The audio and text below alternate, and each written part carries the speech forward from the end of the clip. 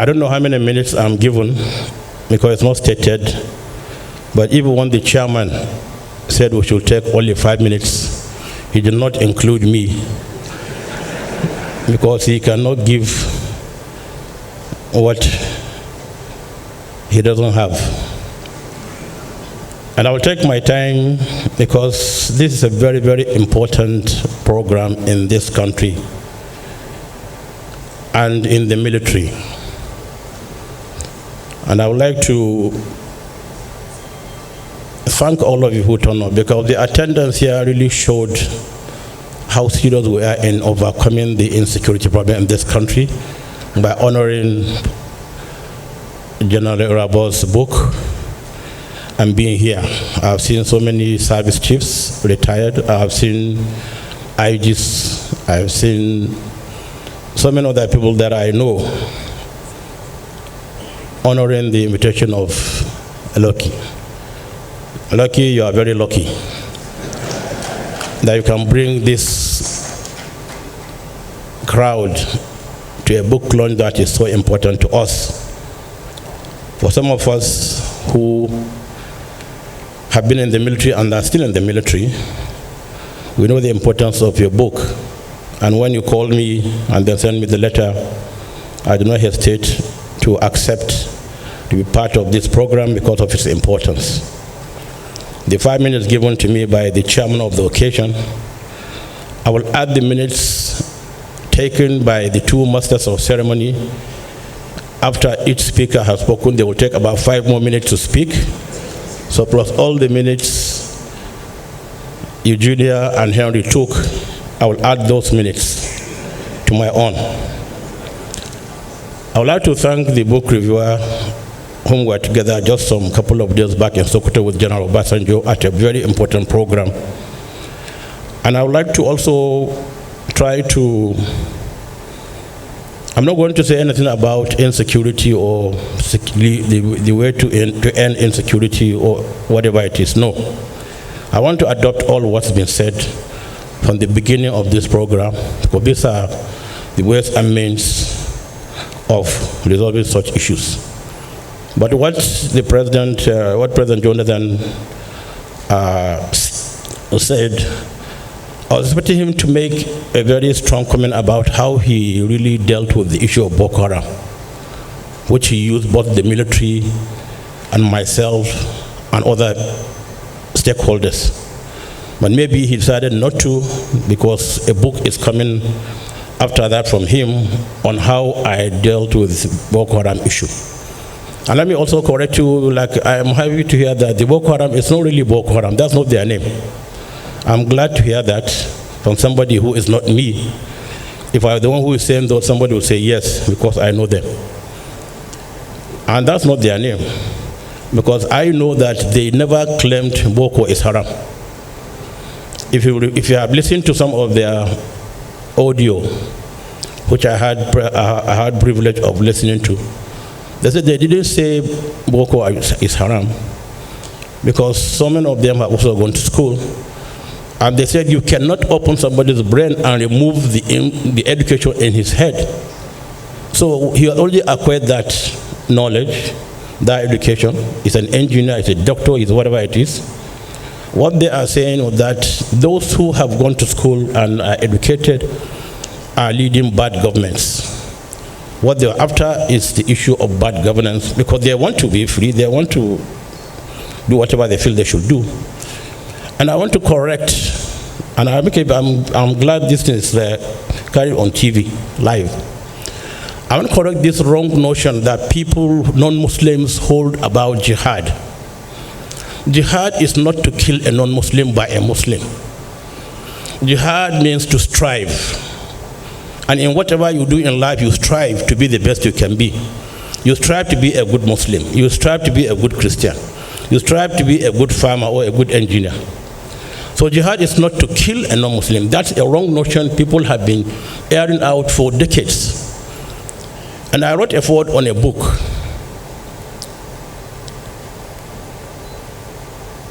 written by very high stakeholders across the world, published by the King of Jordan.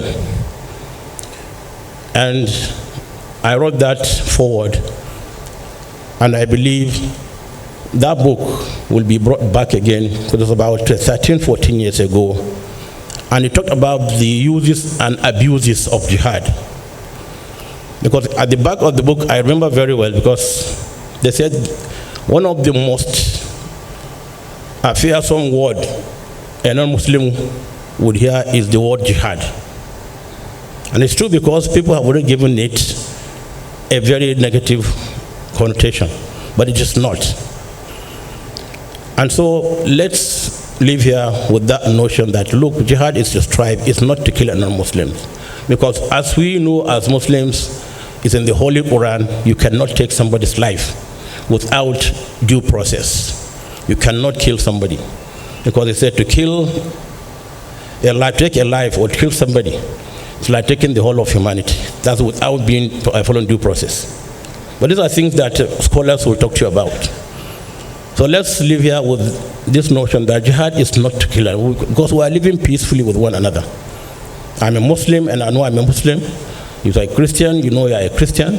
Then when we understand one another, we are better equipped to deal with one another. Because I know who you are, you know who I am. There's nothing you can do to me. There's something I can do to you. Understanding is the most important thing. We understand one another and live peacefully in this country. And I want to also correct the notion that when Bishop Kukah talked about Islamism, you use some words maybe in a wrong manner, or somebody might feel Islam is negative.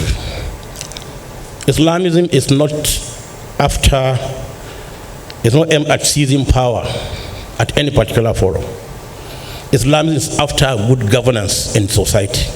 And whoever is there, President Buhari was president, we gave him 100% support throughout his presidency.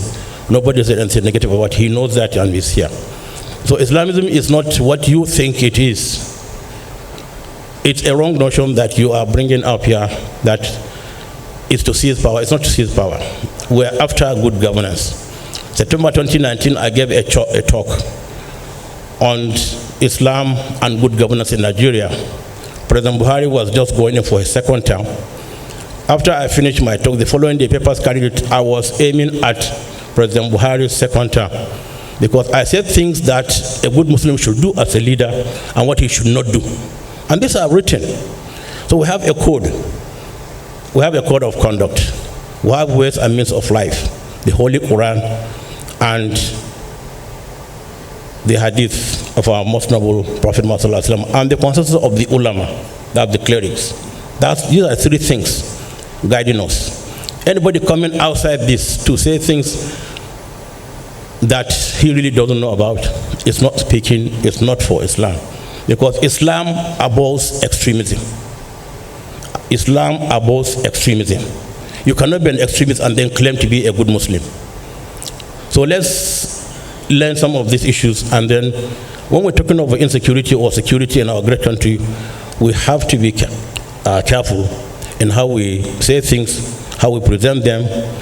And another particular paper I'm talking about, I gave Bishop Kukah a copy, Islam, what Islam means in good governance. So let's come closer as one big family with different backgrounds and forge ahead to make this country a better country. Because there's nothing anybody can do about a Christian or a Muslim being who he is. Because when we are coming to the world, we didn't beg Almighty Allah to bring us into the world as Muslims or Christians or Jews or whatever it is. He decided in his own right to bring you into the world as a Christian or a Muslim or whatever it is. We must learn to respect one another. We must learn to live with one another. We must learn to help one another, because we must be our brother's keepers. And so many Christian leaders here know that. It's in the holy books also that we must be good to ourselves. And I want to thank the chairman of the occasion for coming to Sokoto once more. And I assure you all, we are here to do our best to help our governments at all levels, from the presidency to the states, to National Assembly, to our very gallant military officers and soldiers, because we know what they are doing, we know how they are doing things, in a very difficult manner, because I'm a privileged person to sit with them always to discuss what they do, from the CDS down to the service chiefs, and we exchange notes. So people that you sit together with and discuss, you can never be against them. So I count myself as one of them, and I'll forever be one of them, because let me correct people, generals don't retire. Because when you start calling Irabor general retired, no, he's not retired. He's a general and a first-star general. If Irabor wears his uniform now and march into the field, he'll be fighting insurgents. You can see him how smart he is. So generals don't retire.